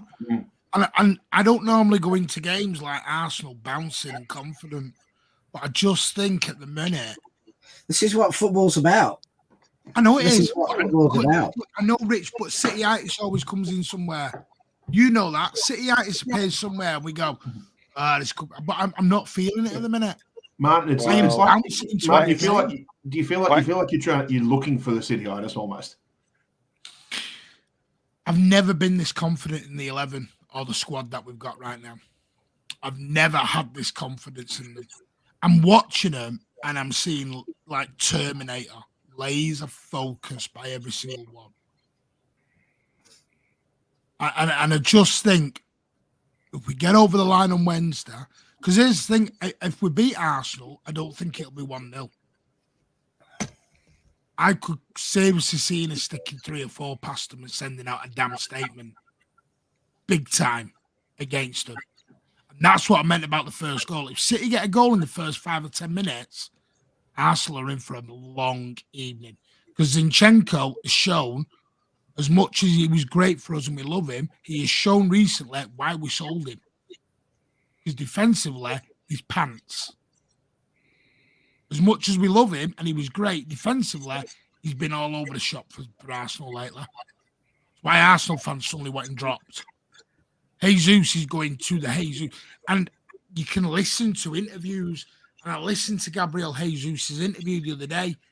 And he's like, well, we haven't got any experience in the team. It's like the excuses are pre-recorded and ready, if that makes sense. You don't hear any City player coming out the minute going, well, we've been playing every 3 days and we're a bit tired. And you don't hear that from City players. But Arsenal, some of the players are now coming out with a little bit of, like, who was it the other day? Mikel Antonio for West Ham said, he said, when we played him earlier, you didn't get a dicky bird out of Arsenal about City. When we played him at the London Stadium, all he talked about was City. City are here, City. It's like they've not listened to what we've all been telling them for 6 months of. You know what's coming. This big blue shark that we all love to say was always coming for you. You just chose to ignore that and pretend you wanted to print your T-shirts and have your celebrations and thought we were out of it. It's like you've not learned, you've not listened. Liverpool fans have tried to tell you this team ain't done. It will come. We've been there, we've done it. United fans told them, been there and done this. Arsenal fans have just been in their own little merry old little world at the minute. I mean, for Arsenal fans, there's no problem with actually just being focused on your own team and on your own focuses in, trying to make sure that you don't slip up, making sure that you are thinking not about the next game, but just about the current game you're in, then to the next game, then to the next game after that. And I just think Arsenal fans have, you're right, Martin, they've just suddenly thought, earlier on the season, after Christmas, if we're still, top position, that's it. We win the league, and that's just not the case. Liverpool weren't that done dusted. Game over. Yeah. Mad Hatter, I agree with that to an extent. I think now the Brighton game has been moved to the 24th of May. I'm less concerned on it because I think Brighton might not have a lot to play for by the time we hit 24th of May time. So we'll see. I've always said if City have to win games, City will win. For me. We had all this when we went to Brighton 3 years ago, was it? That last game, if you remember, everyone was all worried. Stuck 4 points. Especially when Glenn Murray scored. Yeah, exactly. No, with that game, we needed them to score because you remember that first 25 minutes, we were flat. We were horrible. And it's like Glenn Murray's goal was like the kick in the pants that we needed, kick in the backside that we needed. And it sent us on our way. Because what was most significant about that was how quickly we responded. Because Aguero scored the equaliser, I think, inside the next 3 minutes or something. Yeah, was it 2 goals? Nobody's better. Nobody, mate. I know you probably have family stuff, mate, but honestly, Beta Games TV, get over there and give this guy a subscribe. Oh, I'll tell you a funny story in a minute. I'll let you lot finish, and I'll tell you the story because I was quite embarrassed for the guy. Just Jack and Ori. No, well, tell me Martin's head again. No, I was in a Twitter space earlier. I told you about the Avengers when they were all getting together. This guy comes in and goes, I'm a City fan. Oh, we're going to smoke you all. Blah, blah, blah. Now, what the idiot had not done was delete his tweets from 2 years ago. So someone went back to look at his tweets from 2 years ago. As a die-hard Liverpool fan, I've got to say I'm ashamed about our team. I think we need the Barla in the summer. What are you doing? And he's like, he's bigging up himself as this huge City fan. And he's got tweets on his Twitter still saying he's a diehard Liverpool fan. I was embarrassed for him. I'm like, no, go back to Liverpool, mate. So, you know what it is. Ta-da. This is not a thing you jump on. Oh, yeah. It's funny. It was funny. But it just made me laugh. I'm like, oh, dear. So, yeah, this is how sad some people are on Twitter. They go back hunting all your timeline from 2 years ago just to see whether you're a real fan. Like, oh, it's funny. Mine, and to the rest of the panel as well, for Arsenal, if they don't win the league this season, is it a failure and is it their last shot for a while to win a title? No, it's not a failure. I'll go last. It'll be disappointing, but ultimately, if you were Arsenal at the start of the season setting out your objectives, they would have been one objective, and that would have been Champions League qualification. They get in the Champions League, they get the extra 100 million, they can strengthen their team, they can strengthen themselves in the top four. And I don't think there's any Arsenal fan at the start of the season who would have said not winning the title's failure. So it will be disappointing, and they might consider it failure in terms of where they were at the beginning of April, but it's ahead of schedule for them. Even if they get second, that's probably ahead of schedule. And getting Champions League money will be absolutely everything. That makes far more of a difference to Arsenal in the medium term than actually winning the league. Far more difference if they get Champions League money. Yep. Yeah, Rich, if they spend that Champions League money wisely on bolstering the squad and adding more depth and they probably won't have the issues with the rotation that they're doing this season. And keeping their young better players prepared for the next 2 to 5 seasons. Saka and Gabriel and Martinelli, and a lot of those players are going to need contracts that are 150 grand more a week. So they probably need 50 million to secure, because they've got a lot of fairly young players, and they've got players in that squad who aren't on that big money, and they need to keep them. And getting Champions League money, that means Saka, that keeps him. He's not going to want to leave to get Champions League football. He's not going to want to leave to get a decent salary because they'll provide it. Same with Martinelli, same with Ramsdale. They'll be able to, across Saliba, they'll be able to, and then they'll be able to go out and spend 100 million again on, 2 players to strengthen that squad. If, for example, they need a central defensive midfielder, they'll be able to go out and get a decent one. So I think it's been a fantastic season for them. Whatever happens now. Okay. Unless they lose 7 games or 6 games and miss out on the Champions League. Well, Money Duck thinks there'll be a bigger gap between City and Arsenal by the end of the season than there currently is between United and Liverpool for 4, which is currently standing at 9 points. If we beat Arsenal, it's quite possible they go and drop 6, 7, 8 points in their next 3 or 4 games after City, because they've got 3 really hard games, and if their heads are down, that could be a loss and 2 draws, or 2 losses and a draw in a couple of weeks, because there's no time. It's straight in for them. It's straight into which is every possibility that we could win the league at our last home game against Chelsea the week before Brentford. There is mathematically a possibility of that happening. It all just comes down to if we keep this form going, and if Arsenal aren't able to turn it around with big matches against Chelsea and Newcastle, then it is every possibility it could happen. I'm not expecting it to happen, but Arsenal really need to turn their form around if they want to avoid anything like that happening. They really have to go out. They have to just go for it against us, and show the best Arsenal, show them at their best and us at our best. Go for it, and then what happens after that happens after that. But they cannot afford anything other than thinking we're going to City and we're going to win 3-0. And that's what is shocking. Rich, is it almost a free hit? Well, yeah.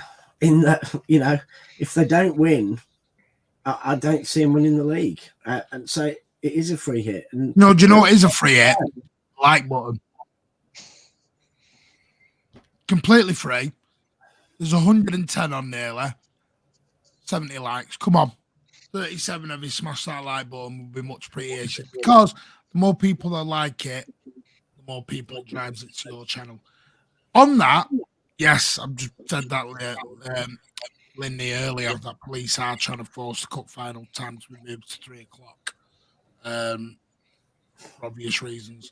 I honestly think I'm with Ozzy, and I presume that's why he's asked it. I think Arsenal will be nowhere near next year. And I'll tell you why. Liverpool will come back. Newcastle will come back. City are going to strengthen. Chelsea with Pochettino, which has actually shocked me that he's gone there.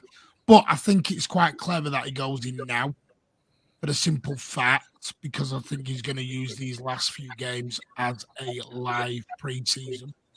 in the fact of he can watch his squad now for 4 or 5 games, see who he wants to keep, who he doesn't, so he gets an extended pre-season basically now and sees which players can do it for him. And bring in Kane. I think if Chelsea have a good season next year, they'll look back on these last 7 or 8 games. Yeah. As I think it's quite what set it in motion. Yeah, I think it's smart, a very shrewd move. Because if you look, Eric Ten Hag went straight in at United. He won the league at Ajax, and the next day was sat in the United office. There was no break. He went straight in and went. I genuinely believe, though, my issue with Arsenal and why I think they've got a bit of a problem is they don't have the biggest wage bill. They have a couple that are on, I think, Jesus and somebody, and who is it? Someone else are on 265. Now, that's big. Don't get me wrong. I'm not saying it isn't. But there's only 1 or 2 on that. They don't get Odegaard. I don't think they pay massive transfer fees. That was the reason they couldn't get Caicedo out of Brighton. Here's my thing, though. They've got 10 signings of 45 million or above. Pay for 75 million. For 45 million ain't going to get you jack nowadays to come and win a league. No, but they've signed Pepe for 75. They've signed, Aubameyang for 70. They've spent 50 million on Ben White. I think they do spend big money. If City make a bid, and Arsenal make a bid, or Newcastle make a bid, we can all offer more than what they're going to do. We rarely do. So, I mean, we rarely don't beat. I don't think we'll get. I think. We spent like 4 million on Clichy. They all left Arsenal to come to us, my point, Rich. Yeah, but most of them were towards it. That was about wages. Nasri wasn't. Don't you dare say Nasri was. About wages. That was about wages. Nasri wanted big wages, and that was like what 2010. I know. The point I'm making is that Arsenal cannot compete with everybody else in the market. I disagree. They've got the 3rd highest net spend over the last 5 seasons in world football. Why didn't they get? Can we stop having disagreements on every stream we walk? No. Where's Mudryk now? Where's Mudryk now? Like Martin Miguel Delaney. Rich, where is Mudryk now? Martin, Rich, you have the floor. Right. Where is Mudryk now? Martin. No, Rich, this is what you do. I ask the question. Time to get on with it, Pat. They'll wear it throw herself out of it. Spaghetti Junction, like you're going left and right. Right. Where is Mudryk now? If you have the 3rd highest spend in world football, how are you not competing financially? How are Arsenal?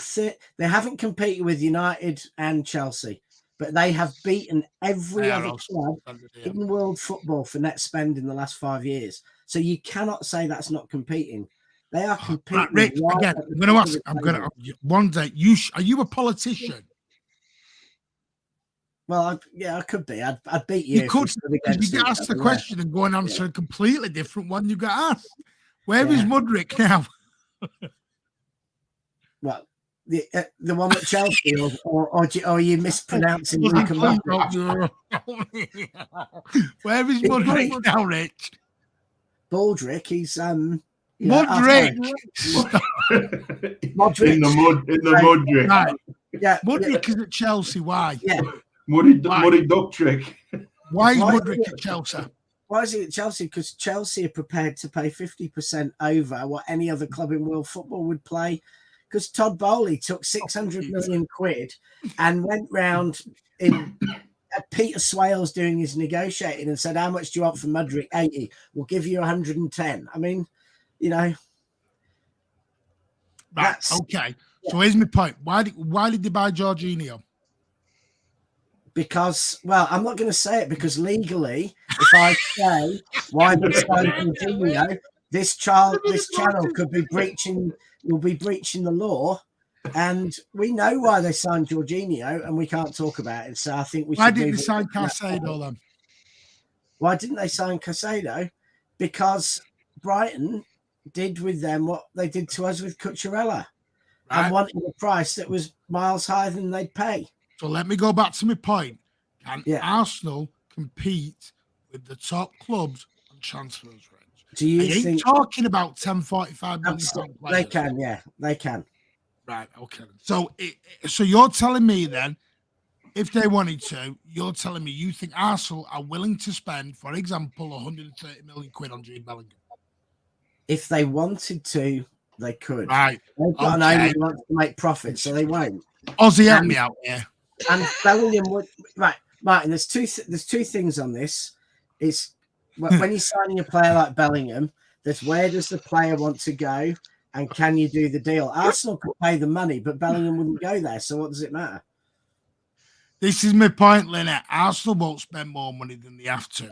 And That's why they won't compete, because going out spending a few £45 million is great. 45 million gets you jack nowadays. Because they don't have Champions League money, and they will have Champions League money next year. Okay, then, Rich. This is so that can add 30 million in one of those deals. So this is why I'm saying they won't compete next year. In my eyes, this is the best chance, because right now there's 2 or 3 teams having a major off season. They will not all have this major off season next year. But because Arsenal will be stronger next year, Newcastle will be stronger, City will be stronger, Chelsea will be stronger, Liverpool will be stronger, and it's going to be an interesting season. Okay, then. Let me put it this way: Arsenal go out and spend 80 million on Declan Rice. Yeah, and then they're better than they are now. Okay, do they need more than Declan Rice?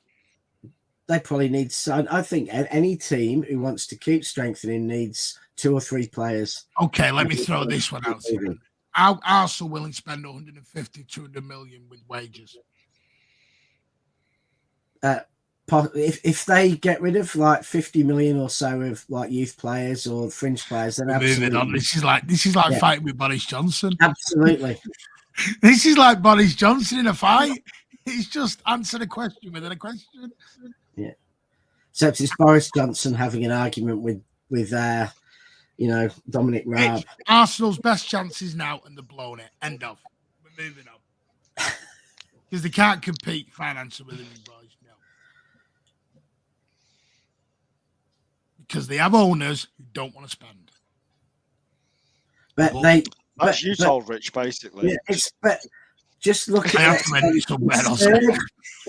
just a couple of facts for you, Martin, here. Oh, here we go. Over the last 10 Let's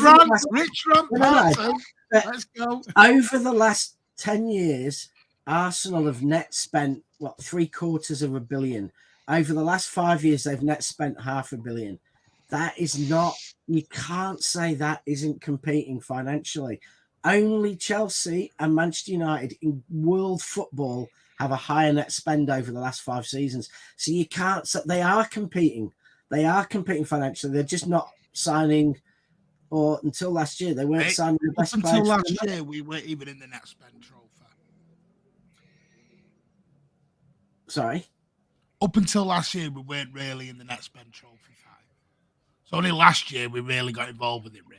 Yeah, no, but doesn't. I'm just saying. We spent more money than that. You're saying Arsenal cannot compete financially whilst they are the third. When I say can't, Rich, I also mean the word it won't, Rich. I think policy there that they won't do it. I think really what it comes down to is, for me, okay. DJ Heaven. When you are talking about what will happen next season, I think Martin's right in the respects of, you've got a Liverpool team that are off their pace. You've got a Chelsea team that are off their pace. You've got a Spurs team who are well off the pace. Okay, and you had me until you mentioned Spurs. Even though I thought they'd come I think you have to kind of add them slightly.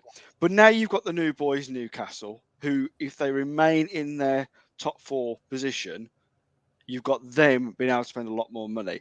So for me, 100 million if they get top 4. Yeah. So for me, this is Arsenal's best chance of winning the league for quite a while, because once those other teams strengthen, either with players, managers, whatever it'll be, you will have more competition next season. So the likeliness of Arsenal challenging next season for the title is massively reduced. Yeah. Now, just Alec, I'm related to Huey Lewis, not Martin. And by the way, to put it into perspective, Rich, if Tottenham really wanted to, they could go out and spend a fortune. They've got a billionaire owner. Absolutely, they could, yeah. But they're not going to do. That's Pat, what I'm did I- saying about Arsenal. Pat, did I just not put into perspective? You did. You brought some beautiful perspective. I thought I did. Yeah. Rich, I'm putting you down as a politician. You're going to run for office over here. Come back home. Yeah. I'm just. I will I go think- into that, Dave, so I'm at not the end buying because they into are this- out. I'm just not buying into this Miguel Delaney agenda that Arsenal don't Oh, spend. give lots of over money. calling me Miguel Delaney, you. Yeah. Give over Arsenal now. do spend loads of money, and I think this idea of other clubs. But I think you're spot on. I think everyone should be stronger next season. But where I think Arsenal will be stronger is that, you know, I think Spencer said this a few weeks back as well, and it's been very true in the Champions League. You have to, in some ways, it's very hard to go straight into a battle for the title and for big trophies and win first time. You know, Arsenal will be stronger, even if they come second and they have a, you know, difficult end to the season. That will teach them a lot. They will learn from that. They will be stronger characters. They'll learn how to deal with it better next time. So I think Arsenal will be stronger as well next season. City will be too. Rich, no one's agreeing with you here, mate. I don't You're care. totally out on your own here, mate. Yeah. I don't know if Pat's going to come and get in your corner with you and cuddle up. I don't know. I Yeah. think we should let Pat talk actually because he's You're been on your silent own for a here, while. Yeah. No, I'm good. So was Galileo, Martin. So was Galileo. No, I think the point is, and Pat, this is what was it's not. It's a case for Arsenal. They're not willing to go to certain lengths. They've got their principles, haven't they? They don't even believe they've got any kind of oil No one in relation in football has sort of. principles. It just you're shut. I'm going to start gagging you. You are Miguel Delaney. He always talks about these. That's a clubs whole different stream, Martin. My, We'll have to start charging I for mean, that. Pat, life in Dublin today. Pat, you got to admit, I don't even know I was going to freaking ask. He blocked me on Twitter. Neither did I, mate. You're on your own. Who's blocked you on Yeah. Twitter? I'm going to block you on bloody Twitter in a Miguel minute. Delaney blocked me. Yeah. Good. No, the point I'm saying here is, Rich, I get what Rich is saying. The point is, though, is that Arsenal are not willing to go. They have the principles, like I said. They still believe in their little minds that they have nothing to do with oil, while they've got Emirates splashed all over the bloody shirts and playing the Emirates Stadium. So, I mean, is this the best chance for you, or are Arsenal going to come back stronger next year? I I think, think a lot of Arsenal will be stronger next year, but it all comes down to what is the rest of the Premier League going to do as well. You know, it becomes a case of City will always be up there close to the top spot, first, second, whatever. Then it just becomes a case of who made the best made the best moves in the summer, who, you know, even who has a favourable fixtures at the right time of year, who has the least injuries and things like that. So I think it's a bit of an open field next season, and I don't even know why we're talking about next season when there's so much at stake at the end of this season. But I don't know. Obviously, this is your fault. You packed this up with your question. it's should have stayed on mute, mate. It's the look, it's going to make it very interesting, and I think next season could be one of the most exciting seasons for that reason. Look, mate, I just think there's going to be a lot more coming from the surface. The only thing I was thinking about with Liverpool, for example, is if they don't get any of the European spots, what's their form? What's their league form going to be like? No, it's all right. They're waiting 12 months till June becomes available and they're nicking for 80 million. Liverpool. That's not the latest one. Yeah. But I just think what would that squad be like playing every 7 days? Playing every 7 days as compared to playing every 3 days. That's what I'd be curious about. Look, I think for at the end of the day, Liverpool, they will get the European spots. That's But what nearly won them the they title in don't. 2014, wasn't it? I mean, you know, I think it can help a team, you know, in the league with injuries and stuff, and I think probably helps Liverpool more than most because of the way they play pretty intensively. So, you know, it may not be all bad for them. I mean, hopefully they're playing on a Thursday night. Yeah. But then Rich also too. It was Brendan Rodgers who was manager. Whose manager was familiar with playing only once every week. Anyway. Yeah, I this think is under Klopp. It's a different thing. He's used to playing every 3 days, and then when he's forced to play every 7, I think it's I'd be curious to see how it all pans out. Sorry, I was just answering a text from my mum. I didn't want to do it on air. There's something different about you as well, Martin. It's copy Yeah, I me, didn't- mate. I It's didn't just, like the way it's it just was. like all Pat's Right. wearing. That looks good in Under Armour hat. I'm going to do the same. Yeah. God's sake. Rich, win, lose, or draw on Wednesday night. Win. Ozzy, Win. Pat, Win.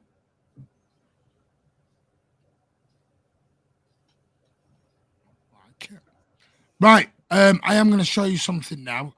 Manchester City have released prices for the Champions League semi-final, and I want to big some up. City Matters Group. I will be honest, I'm not always the biggest fan of the City Matters Group because I do think they don't always. I think it's a very hard perspective to try and get a fan's view while you're still kind of with the club at the same time. So they have got a balance they've got to do. But they put a quote out earlier, a tweet out earlier, to say they have spoken to the football club about either lowering ticket prices or keeping them the same as the Bayern Munich ones, and making kids and concessions even cheaper. And it does actually look like they've done that, because prices were released earlier this evening. Manchester City, if you are on the ticket scheme, in the family stand, it's going to be £38 a ticket on level 1, 33 for over 65s, £13 for under 18s. This is still on the cup scheme. Family stand level 2 is 48, 43, and 23. Colin Bell's a bit dearer, 53, 48, and 28. And then Colin Bell level 2, which is obviously a little bit, they're the nicer seats. I think they're padded as well, 58, 53, and 43. If you are not on the cup scheme, it is going to be 50 quid in the family stand, 42 for over 65s, 22.50 for under 18s, which I think is pretty damn good, actually. Again, goes up in £5 and £10 increments. So unless you're willing to go into the the big ones, and also, by the way, it's even cheaper for disabled. So my ticket's going to be about 30 quid, actually. And my son will go for 13 quid. So for a European Cup semi-final, it's going to cost me 43 quid. And Martin, that's impressive Not when bad. you think just over 12 months ago, we were playing a group stage match against PSG and everybody was up in arms because it was starting at 60 quid. Yep. So I That's think we have a bit impressive, of a dig set when they come out with £70 on Tottenham Hotspur tickets. I think they've actually done a good turn here. That Spurs match seems to be the straw that broke the camel's back, where basically they said that's enough. Because since then, City Matters have really been ramping up efforts to try and keep the ticket prices affordable. I'll mention at the end FIFA.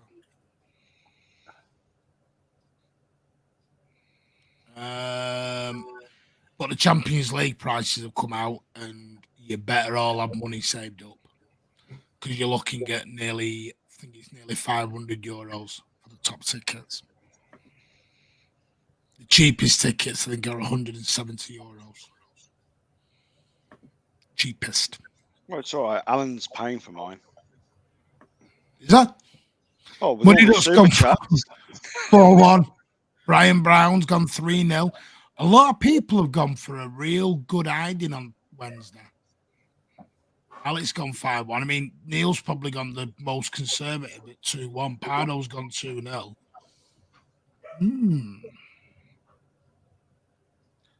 I mean, does anyone think? I know you both said win. Does anyone think it's a close win, or does anyone? Yeah, I think it'll be a close win. I think it's going to be a bit like that Vinny Company 1-0.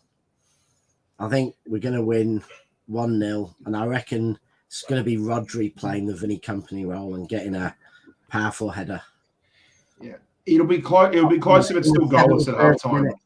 Yeah, to me, it'll be close if it's goalless at half time, Rich. Yeah. What odds can I get on that? 71. Oh, by the way, tickets are on sale from Wednesday at 10 a.m. to season ticket holders. Citizens are on sale on Friday, the 28th of April, and it is one ticket per person. There you go. I'm quite impressed with that. Haaland 5 goals tomorrow. Tomorrow? Yeah, it is tomorrow. I'll give you that. In training. No, it is tomorrow, Rich, because it's now officially Tuesday. Yeah. Oz got in before me. I think me and Oz both looked at the time at the same time and went, "Yeah, he's right." Michael Oliver's the referee. Don't worry, anybody. No, I'm not saying it. All right, we've never lost a game with Michael Oliver this season. All right, sorry, I won't say it. Bloody hell, I'm not allowed. I'm not that much to be jinx, Oz.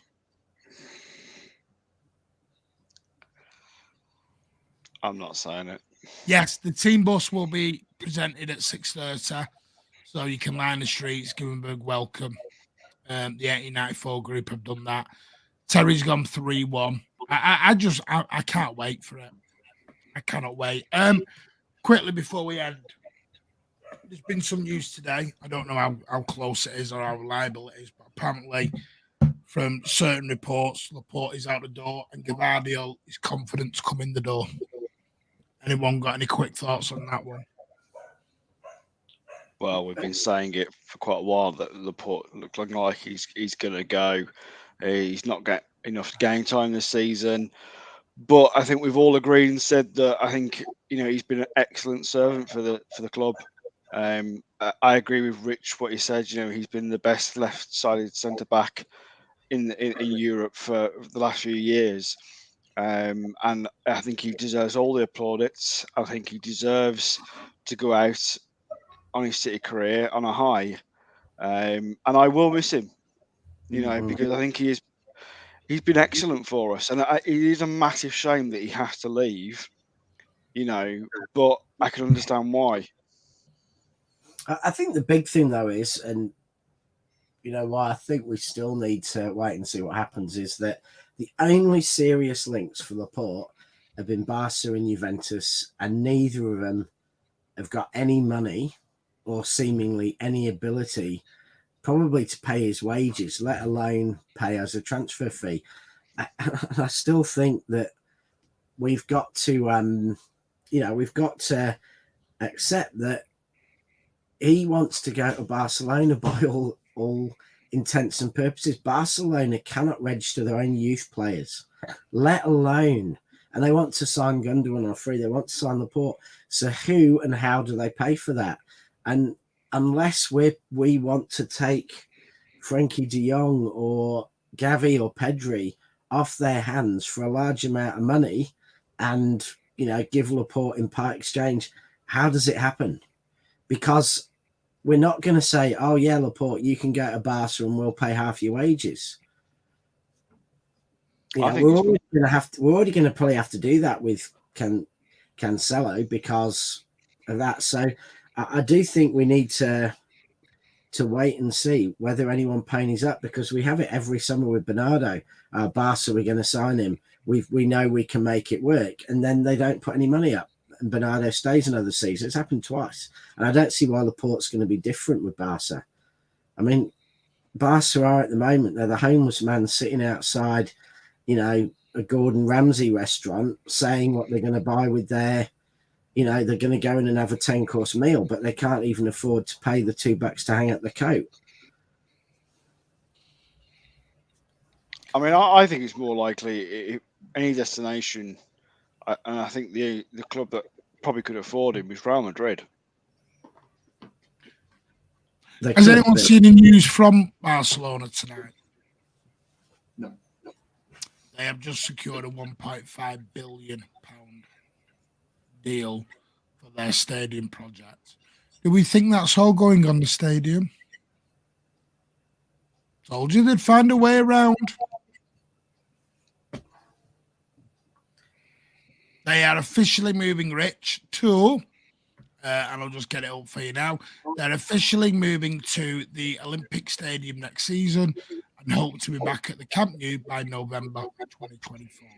Yeah, I mean, they had to tell UEFA about a month ago where they were playing their games. Everyone does. So they're playing Espanyol, and I think it's Espanyol they're playing, and they told UEFA that a month ago. So I just think 1.5 billion. I'm not sure. I think that's going to be a workaround to get all the financial stuff done. Because it's not. That's not an income. It's that's borrowing cash. It's not an income. It's not. So it's not going to affect. It just says funding. It doesn't say anything. Yeah. The funding, that's cash being brought in to pay for the project. That's not going to impact the P&L. We'll see, Rich. I'm not. No, Martin. I can't. I know what you're going to say, Rich. I know. $1 billion and then say that's Rich, $1 billion. Got out of it last season. Got out of it last season. They made their own Barcelona studios. They'll get around it. I don't ever believe this rubbish where they've got to raise 300 million by this time to get into there. They always do it. I don't know how they do it, but they always do it. They didn't. They couldn't sign Bernardo last year. They couldn't register Gavi. I mean, I understand that, Rich. No, they did register Gavi, and then they had to register him. And they'd signed 7 players as well, Rich. Yeah, but they were mainly freebies, and Rafinha was 70 million quid. Rich, the other thing with Laporte is that he has actually got his contract ends in 2025, so I think that's going to decrease his value. Plus, he's had very little time on the pitch, so I think realistically, the Juventus points deduction now back. So this is what I mean. Nobody's ever going to allow these big clubs to go bye-bye. They'll always work around stuff. It's like if United suddenly were going under, it gets sorted out, Rich. You know that. Yeah, but not certain clubs that aren't allowed. I'm not saying Barcelona are going bye-bye. I'm saying that it is a big step for they are going to have to sell 200 million players before they could sign Laporte. And I don't Rich, it's like financial delusions of grandeur in a way. I'm not sure on that, Rich. I think we get financial delusions of grandeur. They've done it the last few years. They've talked all like, we're looking at Haaland, we're looking at signing Bernardo. When it came down to it, they went and they signed a 34-year-old striker who was unsettled for 25 million. Who was unsettled because Bayern had tried to sign Haaland behind his back. They went and signed players from clubs like Leeds United, and then they got freebies. And they didn't sign Bernardo. They didn't get Messi back. They didn't sign Haaland or any of the things that they said they were going to do to try and sell season tickets and keep the fans happy. Martin, we're not sponsored by Costa, so you get rid of the cup, please. Come on, seriously. I'm having my drink, sunshine.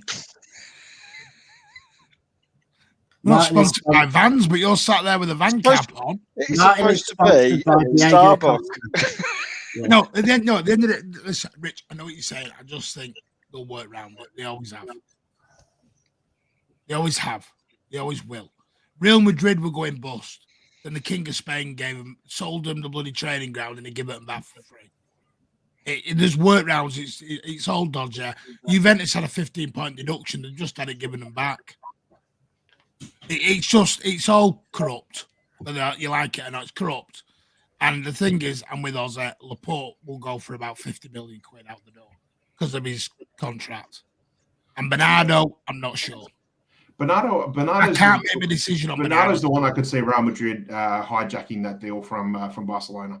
I can see him at PSG. I really do, because I think Bernardo would be suited in Madrid, but he'd be a good replacement for an aging Toni Kroos and Luka Modric. I think he'd be suited for especially if they don't get Madrid. I really do. Anyway, I think we're going to wrap it up there. But there's 2 things I want to announce before we get going. One is Pat, thankfully, from the Sydney Blues, has agreed to come on to the Mancunian way full-time, panelist now. So what I want to say is a big thank you to Pat and welcome to the team. It's a pleasure to have you, mate. There may still be early birds. Early birds is not shutting down. It's just he's going to be with us as well, more full-time now. Yeah, it's great to have you on, Pat, with us. Yeah, absolute pleasure, guys. I'm glad to be part of this team now and join a fellow Aussie like Rich as a voice of reason and common sense on this show. So yeah, looking forward to it. Looking forward to what the future will bring. I'm not paying you. Well, we don't get Tizers and Curly Wellies here anymore. These two don't so get have to be any an wages. alternative. What about ask Ozzy? If you want wages, you see Alan. It's in the small print of the contract signed. Alan Howarth pays all wages. Yeah, He's definitely paying mine. Alan, there was a reason you might want to be on. You You might want to be on Alan's payroll, Ozzy, but I'm working for free. Always will. Tell him my beer for fun, Hey, what? Rich. You know this. Yeah. Imagine having to be the mouthpiece for Alan. Like Alan phones you up and says, "Ozzy, I want you to moan a bit today," and like, oh no. Have you ever heard me moan like Alan? No. Yeah, but now you're on payroll, you have to do what you're told. What, see, what you're what's paid to that? do. Tell you what, he's a boss. Oh. This one. And then Rich just reads them 6 days later. Have I missed out? Do you know what Rich's favourite response is? I'm in a meeting. Well, you get off, Rich. I'm in a meeting. I'm in a meeting. He's a politician. He's a politician. He has more meetings than Soft Nick. Anyway, no, it is a pleasure to bring Pat on board. It really is. It really is. And you are an excellent addition as well, mate. Also, if you asked about membership, there will be some announcement next week. I might as well, there's going to be a competition run. We don't know what it's going to do yet, but it's something you have to be a subscriber to. All I'm going to say for now, a little tease, but there is going to be a prize given away at the end of the season. And trust me, it ain't a program. It's an Under Armour hat. Ozzy and Rich have seen it, and they can confirm it ain't no program. No, it's not. May or may not have been modelled on previous shows. It's a day out around with Martin going around the Etihad Stadium. And Starbucks. And Starbucks. Sorry, and the Starbucks. Meet outside the Asda. Look for the high riding Seat Coupe. Pat, good night, animals. Pleasure to have you, It's mate. sponsored by Tizer, though. That's just a clue. And it will come with a Curly Whirly and a Kit Kat. Not being sponsored by Tizer and Curly Whirly. Will you stop that? It'll be sponsored by Tony. It'll be sponsored by Tony's Stadium Chipper.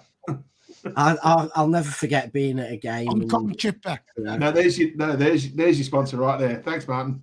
You know that City chant, who Curly Whirly, who Kit Kat. I remember being at a game once. There was a bunch of hammered guys behind, and they must have gone for about 10 minutes with different chocolates, and they're still going, ooh, Curly Whirly, ooh, Kit Kat, and they go through all the normal ones, ooh, Bounty Bar, but then they go in like, ooh, and then trying to fit Terry's chocolate orange in and stuff like that, and went for hours. Whoa, you're going in time out. Hang on. Man City for Life's going in a timeout. Oh, dear. Naughty. Why are you not in bed anyway, City for Life?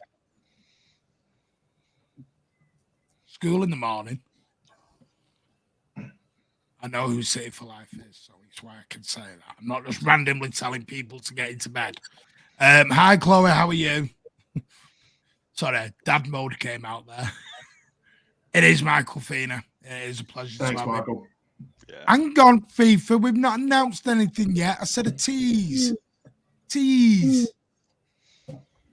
If he gets membership, we have to call it the Peroni Pass. Champions League final ticket? No. Whoa, not that rich. Jesus, Alan's not been that generous. A Carson autograph? No. Just wait and see, because I need to go and get it, and then I can show you on camera. Can't just show it you and guess. You need to see it, visualize it. It's actually it's home and away programs for Wickham against Man City in the 1999 season, signed by the Wickham squad. What it is an evening with Rich to talk about politics. With his dogs in tow. Yeah. Yeah, actually. A light blue Ferrari. Have we won the lottery and no one's told us? Yeah. I had my missus sending me a dream house the other day, 2.5 million. Sorry, when did you start shitting money? Can't wait for Wednesday night right now. Nope. Signed jersey. Stop guessing. I'm not telling you. Mary Sol Arango. My favourite is Patrick. Hello. Hello. That's someone you want to. Yeah. To be fair, hello, she Pat. means the other Patrick. So, Pat, can you tell your girlfriend not to come on here and just say stuff like that, please? yeah. And trust me, that's not the real thing. She means the other Patrick, so it doesn't matter. Hi, Chloe. Lovely to see you. Well, here for I don't even know who Chloe is, so I'm acting like Anyway, this is going off the rails very quick. Tell us we love you, Treble Father. Oh, I like that. I'll put that on the screen. Right. Anyway, we'll be back on Wednesday evening. It will be late. I am warning you all now. It will be about 11:15, because the parking at the Etihad has got 10 times worse, and now they let all the coaches out before they let the cars out. So unless I leave 15 minutes early, which I ain't going to do, we're going to be late. So I do apologise. Martin, have you got a son called Kian? Right, this is getting really freaky. Who's Chloe? Anyway, he thinks it's me. No, I think that's Kian's girlfriend. I think that's Just Milan's said that. girlfriend. Yeah, you clicked that already. I just realised what his girlfriend's name is. Hello, Chloe. You should know being his dad. Yeah. I've not even met her. I wonder why. Pardon? No, don't ban a FIFA. What do you mean? Wonder why?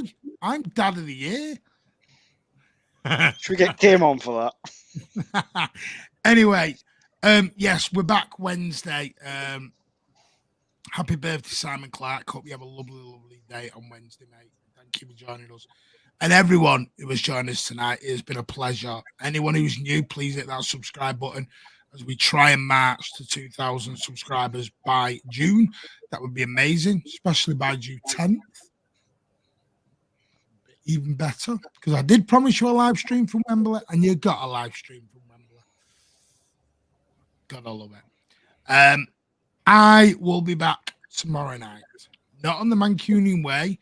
I am on the Avengers show tomorrow. The real Avengers are back in action on City Extra around about 9 p.m. I've been told. So I will be part of the City Extra panel tomorrow evening. So if you want to hear more waffle from me, come and join us over at 9 p.m. I presume JSGC and all that will be on with us. Big stuff. I've got to wash my hair, Martin. Sorry. You know. I've got to wash my hair. Are you washing your hair again, Rich? Yeah, I've got to wash my hair. Ah, fair enough. So I won't be able to make it. Yeah. I've got pottery and cross-stitching classes. Yeah. I can't help it. They ask me, what do I do? It comes to me. Say, Matt, I can't help it. Don't shout at me. Poor them. That's all I'm going to say. Do you know? Insults. Tell you what, as I'll put your name forward, you can go on. I think you should. Okay, bloody hell, jealous bum down in the corner. Look at him. That crown's really going to your head. No. Yes. This channel's just going wayward. Rich is even doing work emails while we're live on air. Yeah. Goodbye, everyone. Anyway, we'll see you Wednesday night. Hopefully, where Manchester City smash the Gunners, take the ammo out of their gun.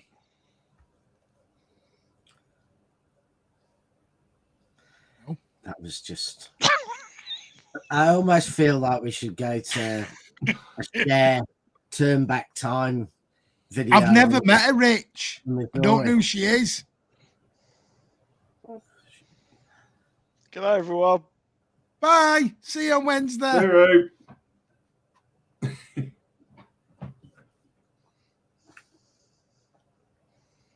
Bye. This is going on. Legends. Oh God, He's no, free. that's hang on.